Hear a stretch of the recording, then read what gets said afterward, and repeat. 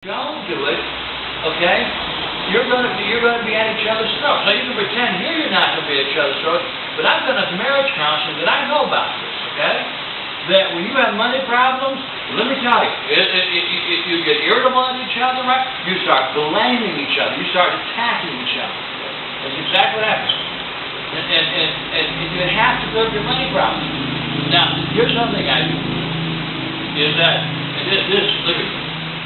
Everywhere I go, if you'll notice, I always hold my wife's hand. There's a reason why I do that. Okay? And most people think it's because I'm trying to keep her out of my pockets. But the reason I do that, and here's the reason why. I'm a big guy, okay?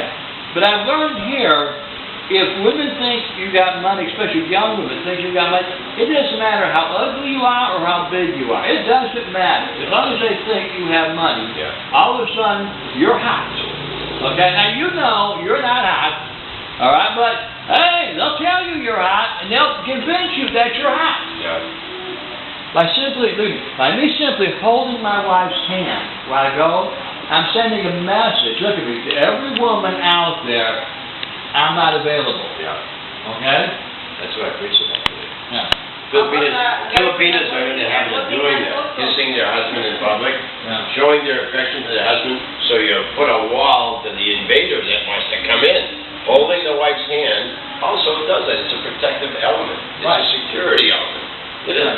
Filipinas aren't usually prone to showing affection in public. They hate it. They're embarrassed by it. But it's security in your marriage. That's how I tell her all the time. Show your affection. You won't have an intruder.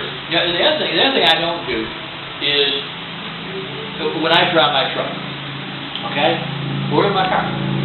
If I not allow a woman in the front seat, that is forbidden. You can, if you're in my truck, like, and I don't care if you're grandma, you don't get in the front seat in my truck. Okay? If you're a woman, I will not allow you to ride the front seat of my truck. You'll have to ride the back of the truck. Okay? You might get offended by that. You might get your feelings hurt by that. Well, so be it. But you're not riding in the truck. The other thing I don't do is this, where you see some pastors do this, with some of the ladies that walk up, they walk over, Sister so-and-so, and they give a little kiss on the cheek. That's harmless, right? Let me tell you something. I don't do that. I don't kiss women, and I don't have conversations with women. Okay? I do not want to send any message that tells somebody of the opposite sex that I might have the slightest interest in you. Outside of what you want to know about the Bible, okay? I don't do it. When I used to counsel, when I used to pastor, and I counsel people, there are certain rules I have. Now, this may sound cruel to you, and I teach this, okay? When you counsel somebody in your prayer life, do not pray for people that you're counseling.